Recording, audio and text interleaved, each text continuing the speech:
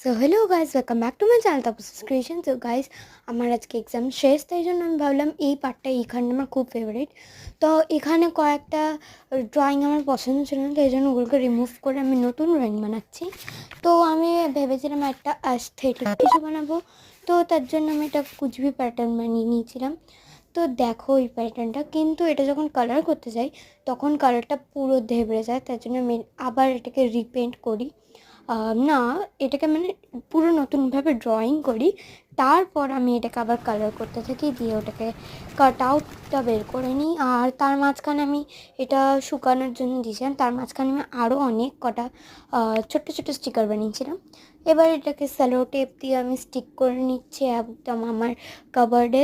আমার এই পার্টটা খুব ভাল লাগে, আর এই আজকের ড্রয়িংটা খুবই অ্যাস্থেটিক হয়েছে।